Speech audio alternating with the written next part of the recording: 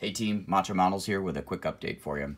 So I wanted to talk or revisit one of my earlier discussion points about primers, and then specifically where I came to with Mr. Color Leveling Thinner. I'd mentioned back in a primer update about me using Splash and wanting to get to Mr. Finishing Surfacer, how that was working out for me. And along the way, I discovered a fantastic tip that's been awesome for my builds and really expedited things. And I hope you guys take this to heart and apply it to your workflow.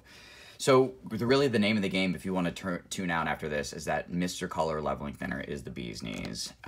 If you in the past have had issues with your airbrush clogging, you hate cleaning up your airbrush, working with primers has really frustrated you, especially with their tip drying or just excessive cleanup, then the answer is more Mr. Color Leveling Thinner. Throughout my Gundam build, it was absolutely flawless. I'd also I'd attributed a little bit of that to my new airbrush, my hardened Stenback airbrush, but I wouldn't put everything on there. It's really a combination, I would say 80% of this combination and probably 20% of my airbrush. But the bottom line here is that whenever you're mixing paints, I mean, unless they're pre-mixed and or you might have to mix them more, you can safely add Mr. Color Leveling Thinner to just about any paint. And for instance, I have the MIG water-based acrylic, Tamiya alcohol-based acrylic, Splash lacquer-based primer, and then Mr. Finishing Surfacer lacquer-based primer. And from what I've read, this also, of course, works with lacquers as well. I can't speak specifically to enamels, but then again, I don't know too many modelers that work exclusively with enamels. A majority of the time, it ends up being acrylics or lacquers, but I'd have to do a little bit more research. But regardless, this is mostly the products that I employ within my workflow, and kind of from left to right, I can talk to you about the ratios specifically, but a lot of this stuff is, like we say in the military, TLAR, that looks about right. There's no super hard and fast science. You just want what's quote-unquote the consistency of milk within what you're shooting through your airbrush. So starting from left to right, this is what I usually use for touch-ups, but I have ran a little bit of matte black through my airbrush, and I can successfully say that Mr. Color Leveling Thinner from a 1-to-1 ratio, which means for every one part of paint that I mix in here, I put an equal part of Mr. Color Leveling Thinner in there as well. So for instance, if I put 2.5 milliliters of MIG matte black in here, I would put an additional 2.5 milliliters of Mr. Color Leveling Thinner to match that, and that worked perfect. Tamiya, results may vary. I know specifically working with white is a huge pain in my butt, and I try to overthin that a little bit more, but in general, most of the paints work with the same ratio, about the 1-to-1. And my Tamiya stuff sprays beautifully with the Mr. Color Leveling Thinner. I used to use the Tamiya acrylic thinner, and I'm sure if I mixed these 1-to-1, I'd probably get equal results. There might be a little bit of voodoo magic in here, and I'm just kind of sold on, you know, the hype behind this, but I do feel that Mr. Color Leveling Thinner with its little bit of retardant agent versus the Tamiya, which to the best of my knowledge does not have a retarding agent, seems to work better for me. So this has been my kind of go-to. And I'm sorry about the background there.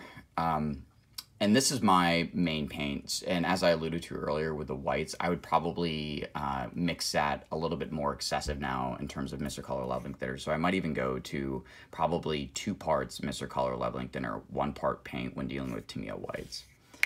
Moving along the line, I talked about these splash primers. So I wanted to start getting into lacquer primers after using acrylic primers and just finding that they chewed up my airbrush a ton. So I can say that after using the Splash acrylic primer, it worked lacquer primer in combination with the Mr. Color Leveling Thinner, it worked fantastic. And I'm really excited to kind of take that forward into the Mr. Finishing Surfacer 1500 primer. The Splash was good, but I did have a little bit of problems, but admittedly, it was before I started thinning this. So I'm not really sure which direction I'm going to go here. This is readily available in the US, and this is the one from Japan that can be kind of hard to find sometimes. The Splash is a little bit cheaper as well. So I'm not really sure where I'm going to land on the primers, but my feeling is I'm probably going to end up with a Mr. Finishing Surfacer 1500 in combination with the color leveling thinner. I kind of get like a psychological warm fuzzy when things remain in the same family. So who knows? We'll see how that lands. And you might have seen this pipette sitting out here in these cups. So I picked these up on Amazon. Really important here, when I first started mixing outside of the paint cup, I used those red Solo cups that you find at you know, CVS or whatnot, and they make a shot glass version. So when I mixed the leveling Mr. Color leveling thinner in here along with a lacquer paint, the cup began to dissolve. So that was a good lesson learned. So these are medical quality, and they're type 4, I think it was listed. Needless to say, if you type in Amazon something to the effect of paint mixing cups, I think these are one of the first results that pop up. And then just make sure when you're looking at them, it says that these are safe for paint. Also, actually, that reminds me, if you go on Spray Gunner, they carry a no-name brand of this, and you get, I think, 100 cups for $5 through Spray Gunner, which is a really good deal. And I think on Amazon I paid $7, so you can save yourself a couple bucks, and if you're there, pick up some paint as well. And then the other thing too is pipettes. So a really important point that there's a couple different camps on this. So mixing paint, a lot of people would advocate doing what's called back bubbling. So my airbrush is kind of taken down when I'm not utilizing it. I usually keep most of the main compartments apart. But that's when you pinch your airbrush needle and, you fill the cup with your thinner, your paint, and then you pinch the needle. And this is how a lot of people do their mixing. I've heard kind of mixed reviews on that, and I lean more in the Dukes Models camp. He talks about if you put your paint in here and then you put your thinner above it, the first thing that's going to hit the bottom of this system is going to be the paint. So you may or may not be getting a very adequate mix. It's obviously, it's highly subjective, but needless to say, that's not kind of the risk that I want to entertain. So I think it's worth taking the extra step in mixing your paints outside the cup and then utilizing these pipettes. Yes, you're going to chew through a lot of stuff, and yes, this probably isn't the best for the environment, but you know, these builds that we sink a lot of time in are probably worth a little extra step. And then regarding mixing these, so I showed you how I do my ratios. The paint goes in, and then I have this specific pipette that I use for just this color. And then once I'm done with this color, I have this little soap dispenser that I let them hang out at, and then I usually kind of stack them across. And then when they dry, I put them into another container to dispose of. So I'll use this pipette specifically for one paint mix only. And then when I pour my Mr. Color leveling thinner, I actually have a purpose-built bottle for that, so I don't waste pipettes for that.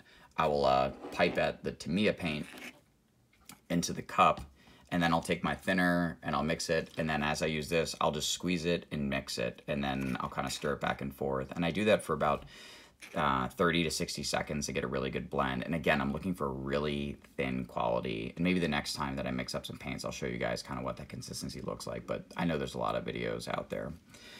So to kind of put a bow on all this, Mr. Color leveling thinner is really the way to go. You can go with isopropyl alcohol or some other sources, but I'm not really sure how that this acrylic mixes with lacquer. I do know that this lacquer-based thinner mixes with everything. So in my mind, in terms of workflow, why would I want to kind of think of something extra when this does all the work for me? And I've been pretty happy with it so far. And certainly if something changes with my workflow, I'll come back and give everybody an update. Oh, one last piece too. I picked up a color wheel. So these are kind of keen.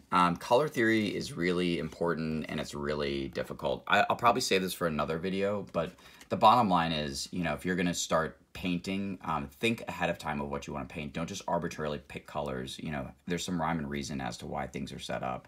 So really think through that before you invest time into painting your work. But if there's anything else, if you guys have any comments or any suggestions, or if I screwed up along the way, please leave a note and set me straight. And if not, that's all I got for you guys now, and I'll talk to you soon.